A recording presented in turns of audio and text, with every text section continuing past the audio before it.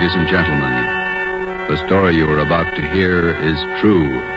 Only the names have been changed to protect the innocent. Fatima Cigarettes, best of long cigarettes, brings you Dragnet.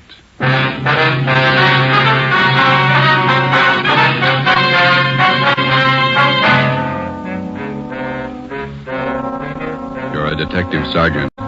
You're assigned to homicide detail. A vicious killer has taken the life of a 62-year-old woman. Suspicion points in only one direction. The murderer was heartless, cold-blooded. Your job, get him.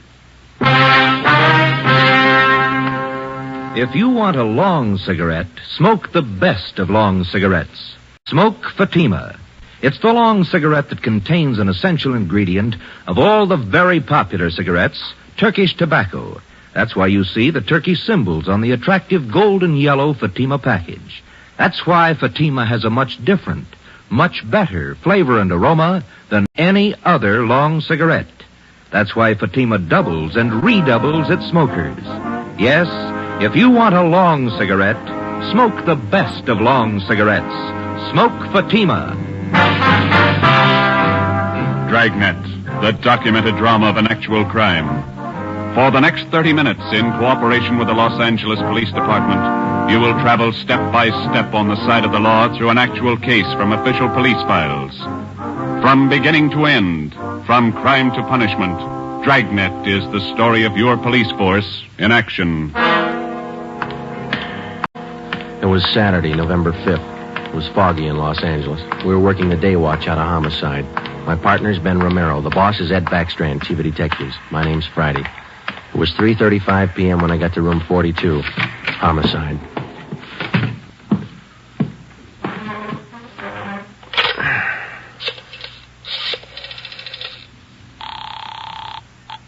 Long distance. This is Friday in homicide. I'd like to place a call to Mr. Frank Renard in Murphy, Idaho. The number is 761. Frank Renard, Murphy, Idaho, 761. Yeah, that's right. The call's been cleared with the business office. All right. Do you want me to call you back, Sergeant? No, I'll hang on. Okay, I'll place it for you.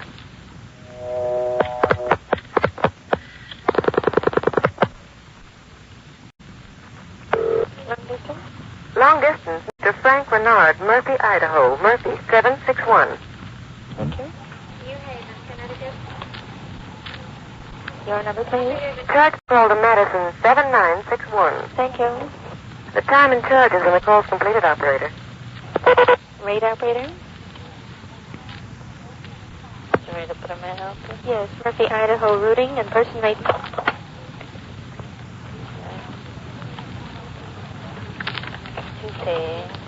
N-A-M-P-A, Napa. Hi. Operator, the number is 3. 160 160, thank you. Welcome. Through Boise.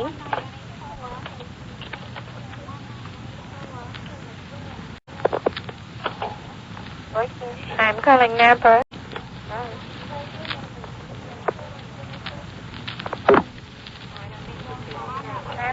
Murphy, 761. Thank you.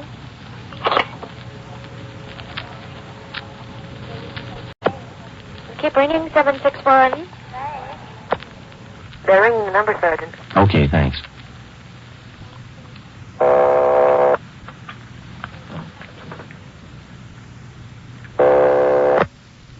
Hello? Mr. Frank Renard, please. Los Angeles calling. Who do you want? Mr. Frank Renard, please. Los Angeles calling. I'm Frank Renard. Go ahead, please. All right, Sergeant, go ahead. Hello? Hello? Hello, Frank Renard?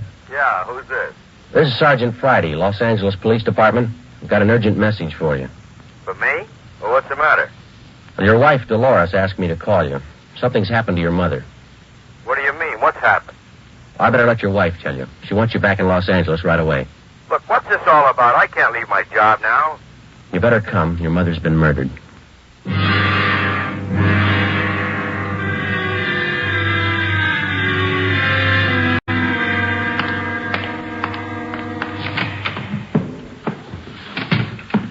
Talk to the skipper, Joe. He's on his way in. That's good. Did you call my husband?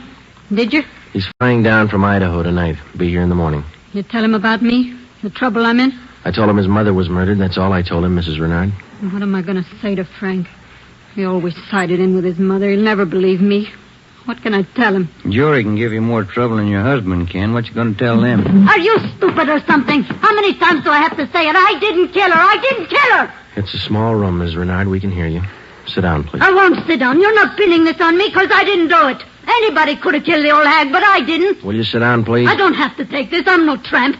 Keeping me in here, asking me questions. I told you all I know. Look, you're in a bad spot. I hope you realize that. I didn't kill her. Ms. Renard, how long have you and your mother-in-law been living together in the house on Chavez Road? Since Frank took the job up in Idaho. About 6 months. He said it'd be better for me while he was away living with her. Your neighbors told us you didn't get along very well with your mother-in-law. That's right, I didn't. She hated me, I hated her. You used to fight with her, is that right? You hit her. Only a couple of times. She called me dirty names. I hit her. She pulled me by the hair. And I hated her like everything. And I didn't kill her. Once more, Ms. Renard, would you mind telling us how you spent your time since early this morning, where you went, what you did, everything? I told you already everything. Will you tell us again, please? I got up about 9:15. I had a cup of coffee and then I got dressed. The old lady was on the back porch doing the washing. What did your mother-in-law do for a living? I told you. She took in washing. After I got dressed, I left the house. About 10 minutes after 9, I went downtown to the dentist. He filled a tooth for me. This one here, you can ask him. What time did you leave the dentist's office? About 10:15. Maybe 20 after. You can ask him. What'd you do after that? I walked around window shopping. Did you buy anything? Talk to anybody? I told you no. What time did you get home? 12:30. I went in the bedroom. The old lady was on the floor. Blood all over. I felt her heart. It wasn't beating. Is that when you got the blood on your dress? Yeah. Now, that's all I'm going to say. 3 times I told you the same story already. And you still can't account for your time between 10:20 this morning and the time you found the body and called the police at 12:30. I told you. I left the dentist. I went window shopping. Then I walked home. And that time you didn't talk to anyone and no one saw you. Lots of people saw me. People on the street downtown. I'm no tramp. I don't talk to everybody. None of your neighbors saw you come home, Ms. Renard? Of course they didn't see me. I cut across the back lot up from San Jose Avenue. I came in the back way. The lady who lives next door to you. She says she was in the backyard about noontime. She stayed there till after 1 o'clock. She didn't see you come in the back way. And she's a liar. She's a dirty liar. You and your husband took out an insurance policy on your mother-in-law last year. Is that right, Ms. Renard? Sure it is. What of it? $5,000? Yeah, so what? You know a man by the name of George Martino? No. You better tell the truth, Ms. Renard. All right, so I do. He's a friend of mine. You've been running around with him since your husband's been away. None of your business. I do what I want. Your mother-in-law found out about Martino. That's what you fought about most of the time. Oh, she was crazy. He's a friend of mine, that's all. Are you telling the truth, Ms. Renard? Martino's a boyfriend of mine. I told you, that's all. Your mother-in-law found out you were running around with him. She warned you if you didn't shake Martino, she'd write your husband. You said you'd kill her if she did. That's a lie. That's what your mother-in-law told one of the neighbor ladies. And I said it just to scare her. One night I was drinking. We had a fight. She was yapping at me all night. I said it just to scare her. But she wrote the letter anyway. And that's what she said. But I didn't kill her. You had the time, the motive, and the opportunity. It wasn't me. I didn't kill her. Interrogation room, Friday. This is Brennan, Joe. Yeah, Bill. Where are you? Santa Monica. Picked up George Martino.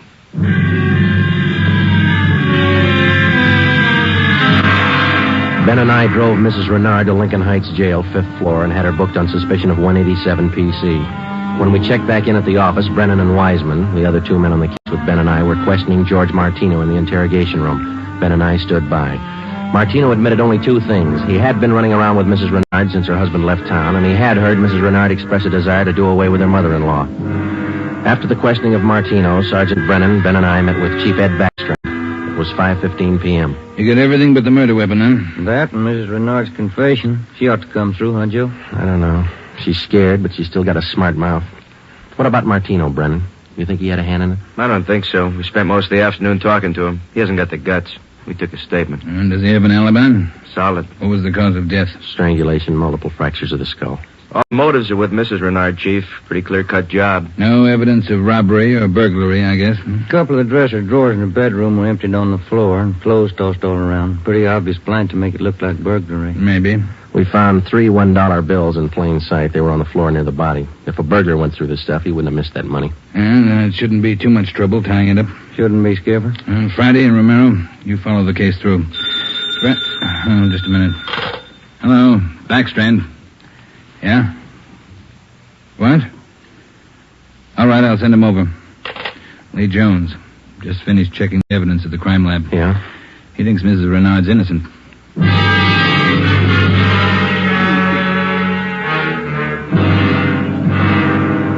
There they are, fellas. Facts don't lie. But she had every reason in the world to kill the old lady. In my book, she couldn't have killed her. All right, let's have it, Lee. How does the evidence add up? That's just it, Joe. It doesn't. Take a look. The dress Mrs. Renard was wearing when she found the body. That's it. Blood smears near the hem. 2 smears, that's all. Now, if she murdered her mother-in-law, there should be more blood on this dress, and it shouldn't be smeared. How do you mean?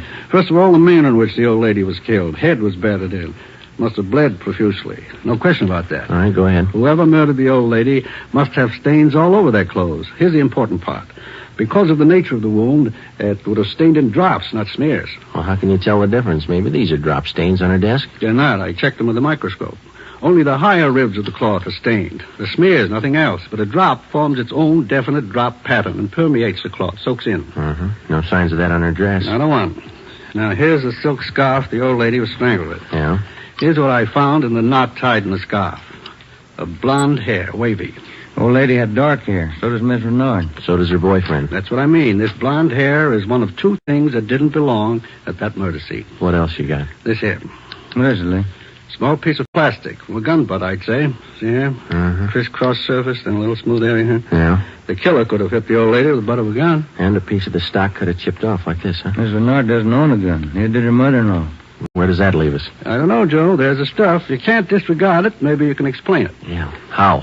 Well, first prove this dress isn't the one Mrs. Renard was wearing this morning. Then find the dress she did wear. And we know she wore this when the dentist identified it, and so did 2 of the neighbors. That's what I mean. The dress is too clean, doesn't belong. Yeah. And this blonde hair, this piece of gun butt, they don't belong either. Well, then you think she's innocent. You're looking at the evidence. What do you think? 6 p.m. Saturday, November 5th. Ben and I went back to the office and met with Brennan, Wiseman, and Ed Backstrand. The open and shut case against Mrs. Renard was up in the air, but we still weren't sure that she was innocent of the murder of her mother-in-law. Ben and I drove to the Lincoln Heights jail and interviewed the suspect again. She agreed to submit to a lie detector test. We drove back to the office, contacted Sergeant Berger, the department's polygraph man, and set up a special test for the following day. The next morning, we met with Berger and formulated a list of key questions, and then we picked up Mrs. Renard and brought her to the 3rd floor of the old city jail building, the polygraph room. At 10:33 a.m., the test got underway. As usual, Sergeant Berger conducted the interview alone. Backstrand, Ben, and I waited outside. Well, how about Mrs. Renard's husband? Get in town yet? He's due in around noon, Skipper. Got a smoke? Here you are.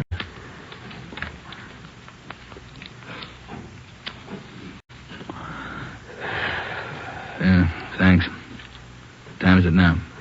11:25. Here's Berger now. That's it, Ed. What'd you get? I can study the chart a little more. The results are pretty well defined, though. How's it look? No reaction to the key questions. What's your opinion? I don't think she did it.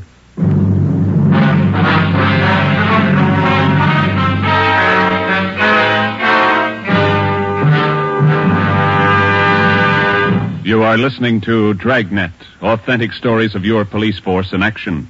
And in leading magazines this week, you'll see this authentic story. Headline: Fatima's sensational growth sets a record for long cigarettes. Then you'll read the actual reasons smokers give for changing to Fatima. Fatima is different. It's mild and has a wonderful flavor. Fatima's best. These are the words of Miss Pamela Bookman of New York, where Fatima has increased its smokers 132%. Fatima tastes much better than any other long cigarette. It's the best. Says Mr. James S. Winterhalter of Detroit, where Fatima smokers have increased 348%. I like the flavor, and Fatima is mild. It's the best long cigarette. That's the statement of Mrs. Mary C. Werdeman of Los Angeles, where Fatima has increased its smokers 545%. Yes, more and more long cigarette smokers every day agree. A change to Fatima is a change to the best. Enjoy Fatima yourself.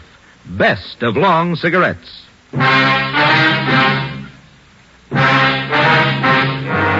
8 a.m., Monday, November 7th. Mrs. Renard was released from custody. We questioned her husband, Frank Renard, briefly. He could tell us nothing more than we already knew. Brennan and Wiseman were called back on the case, and together the four of us started over again from the beginning. We had a dead body, 2 pieces of physical evidence to work with, no idea how to fit them together, and no suspects. We went back to the Chavez Road neighborhood where the murdered woman lived and started pushing doorbells. We canvassed the neighborhood for 3 days, and we uncovered one slim lead. He was selling magazines, officer. Went door to door, right up the street here. Young fellow. Could you describe the man for us, please? Nothing to talk about. Pasty face, pimply complexion, blonde hair. 5:30 p.m. Wednesday, November the 9th. Ben and I met with Brennan and Wiseman in Ed Backstrand's office to compare notes. Together, we had more than a dozen reports of the magazine salesman's presence in the neighborhood just prior to the murder of Mrs. Renard's mother-in-law. The various descriptions of the man which we obtained from the people in the neighborhood tallied closely. About 6 feet, 170 pounds, pimply complexion, blonde hair, fast talker. About 25 years old. As far as we know, Skipper, he was the only stranger in the neighborhood last Saturday morning. Only one that people remember, anyway. How close did you trace him to the Renard house? You got your list there, Brennan? Yeah. There you are. Thanks. Let's see. Well, he picked up his tracks down on Floresta Street, sold a couple of descriptions there. Then he headed up Landers Avenue onto Chavez Road. Yeah. The Renards live at 2280 Chavez Road. That salesman talked to the woman at 2274 Chavez. That's 3 doors away from the Renards. When was he seen there? Oh, let me see. Where is that, Brennan? Oh, on the 15-7 sheet, Joe. Didn't have enough room on the report. Oh, yeah. Here it is. Mrs. John Rico, 2274 Chavez. The guy was there about 11:45 Saturday morning. Well, that puts him in the running. First time he ever showed in that neighborhood? First time, Skipper. Fresh kid, not a very good salesman. Here's the name of the company he's working for, the Harrison News Distributors. You check with them? Well, they're closed for the night. We'll call them the first thing tomorrow. Good. Here's something else for you. I had a call from Frank Renard this afternoon. What'd he have to say? Seems in the excitement just after the murder, Mrs. Renard overlooked a couple of things. What's that? Well, they're missing a yellow table model radio. It was in the bedroom where the old lady was killed. Well, that ties in with a robbery motive, huh? Yeah, they're missing a ring, too. Belonged to Mrs. Renard. Topaz ring. Supposed to be worth a little money. But she didn't notice it was gone until today. That's right. You got the serial number on the radio? Yeah, right here. Yeah, let's see. Yeah, Brennan, here we are. It's an Emerson model 511, 180,000, 277609. A lot of small radios in town. There's only one with that serial number on it. Track it down.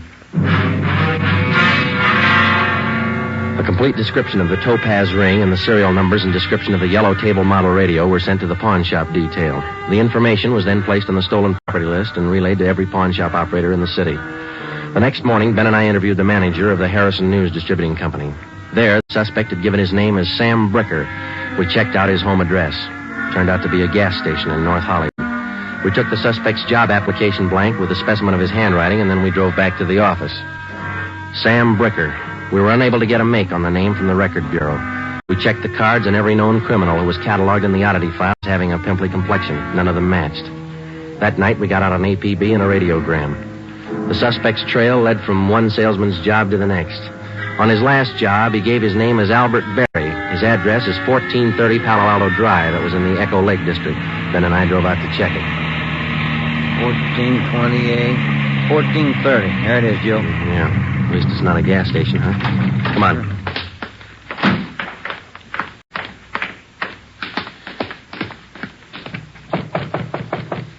Tiresome, huh? Yeah, I could stand a change. Yes, what is it? We're looking for an Albert Berry, ma'am. Does he live here? Mr. Berry, I'm sorry. He and his wife moved 4 days ago. We identified ourselves as police officers and had the landlady, a Mrs. Catherine Hoffman, show us the apartment which Berry and his wife had occupied. It was still vacant. In one of the closets in the apartment, we found a cheap overnight bag. The lock on it was broken and one of the seams had ripped. I forgot about that old bag, and Mr. Berry told me I could throw it away. Take a look. I'm in. Yeah. How long has Berry been married? Do you know, Mrs. Hoffman? No, I don't. But the way they acted, lovey-dovey all the time, I don't think they've been together long. Hey, Joe. Look, some kind of an identification tag. Yeah, let me see. Get it up here. It's a tool disc, it looks like, doesn't it?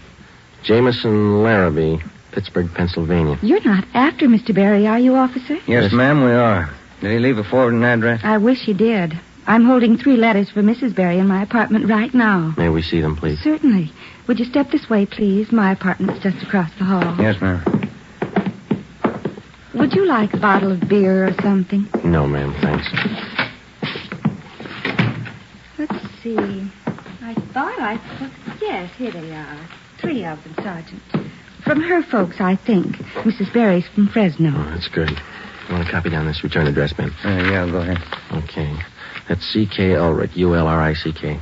525 North Lamona, Fresno. Yeah, I got it. There you are, Miss Hoffman. By the way, did the Barrys say they'd call for their mail? Mrs. Barry did. That's why I'm holding on to it. All right. Just one more question. Do you remember if Mr. and Mrs. Barry had a radio? Yes, they did. A small one. Do you remember what brand it was? No, I don't. It had a yellow case. That's all I remember. Before we left, we called Ed Backstrand, and he had an immediate stakeout placed at the apartment house in case the Barrys returned to pick up their mail. Ben and I went back to the office and placed a call to the Pittsburgh Police Department. We gave them the description and the number of the tool disc which we'd found in Barry's old suitcase. They said they'd check with the Jameson Larrabee Company in the morning, and then they'd call us back. That night, Ben and I drove to Fresno and checked in at the police station up there. 2 officers were assigned to stake out the Ulrich home. We interviewed Mr. Ulrich, who identified himself as Albert Barry's father-in-law. He told us his daughter had married the murder suspect 8 months before, and he gave us pictures of Barry taken at the wedding. Ulrich told us that he'd catch a Santa Fe train out of Fresno the next morning. He wanted to be in Los Angeles to take his daughter home when Barry was apprehended. It was almost 2 a.m. when Ben and I left Fresno and started back for Los Angeles. We checked in at the office at 10 minutes past 8 the next morning. At 8:35, the call came through from the Pittsburgh Police Department. What did they say, Joe? It was a tool disc, all right. Jameson Larrabee Company, issued 18 months ago to one of their workers. They give a name? Albert Barry. 11 a.m. Monday, December the 5th. 1 month to the day since the 62-year-old woman had been beaten to death. The pictures of Barry and his wife, which had been taken at their wedding, were printed up in wholesale lots and distributed to all points. Mr. Ulrich, Barry's father-in-law, arrived in town and got himself a hotel room. We waited. There was no report from the stakeout at the apartment house. We checked back in at the office at 5 minutes to 1. I get it. Homicide, Friday. This is Mr. Ulrich, Sergeant. I just got a call from my wife in Fresno. I thought you'd want to know. What's that? The wife got a letter from Norma. They're living in South Pasadena, an apartment. You got the address there? Yes, sir. That's what the wife called about. It's 134 Norway Terrace. When was the letter mailed, do you know? Wife said it was postmarked December 3rd, day before yesterday. Get your coat on, Ulrich. We'll be right over. Ben and I picked up Mr. Ulrich at his hotel and drove to the South Pasadena address. Barry and his wife had the apartment on the top floor. Neither of them were at home. The landlord let us in with a pass key. In the bedroom, we found a small yellow radio. We checked the serial numbers. They matched. It was the same radio stolen from the Renard house. In the bedroom closet, we found 2 suitcases. We checked through them. Nothing in this one, Joe. Here we are. Look at these. What are they, Sergeant? A pair of plastic gun butts. Let's see, Joe. One of them's been chipped, see? Sergeant, somebody coming up the stairs. All right, let's get in the living room. Be quiet.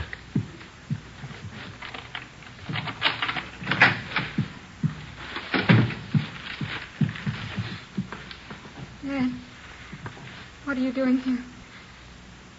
Who are these men? Police, Norma. They want Albert. He killed a woman. Dad.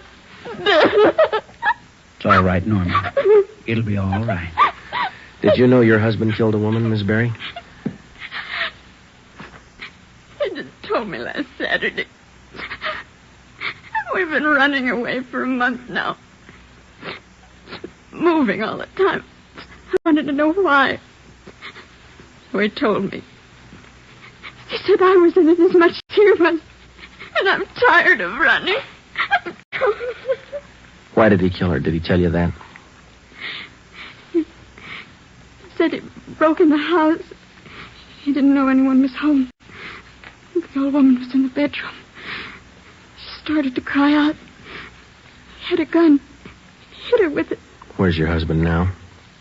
I don't know. He said he'd come home for dinner. About 5. bought the groceries.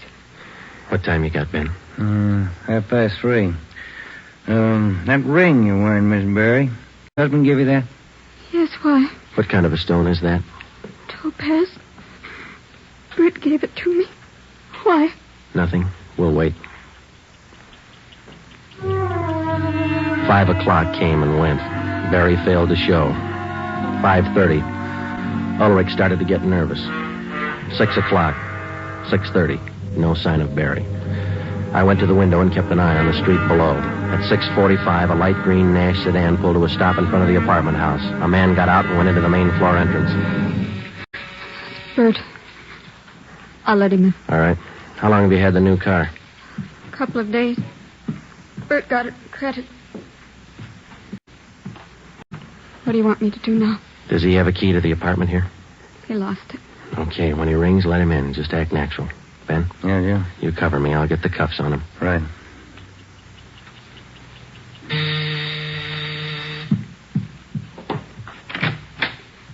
Hi, Bert. Look out, Joe! All right, drop it, Barry. Okay, Ben. Yeah. He's fast with a gun. Nice looking, isn't he, Sergeant? You'd never think he'd kill anybody. Come on, let's take him in. I love him. I still love him. But you're a cop. You wouldn't understand. That's right. I wouldn't understand. I'm a cop.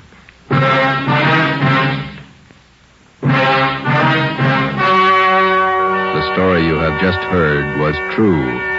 Only the names were changed to protect the innocent. On February 16th, 1947, trial was held in Superior Court, Department 82, City and County of Los Angeles, State of California. In a moment, the results of that trial. Earlier tonight, you heard the reports of amazing increases in Fatima smokers from New York to Los Angeles. Yes, all over the country, Fatima is doubling and redoubling its sales. And here's reason one. Fatima is the long cigarette that contains an essential ingredient of all the very popular cigarettes, Turkish tobacco. Reason two. Fatima has a much different, much better flavor and aroma than any other long cigarette. Reason three. To millions of smokers, the name Fatima has always stood for the best in cigarette quality. Smoke Fatima, the best of all long cigarettes.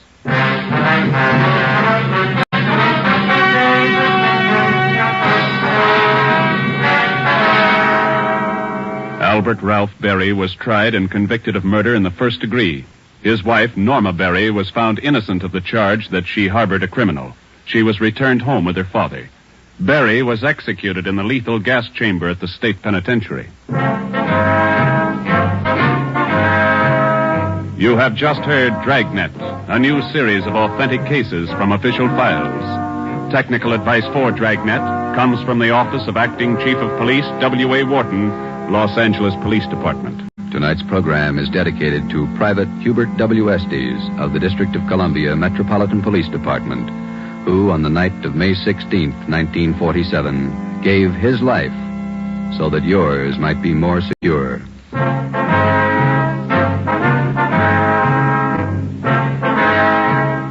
Fatima Cigarettes, best of long cigarettes, has brought you Dragnet, portion transcribed from Los Angeles. Be sure to hear songs by Morton Downey tonight on NBC.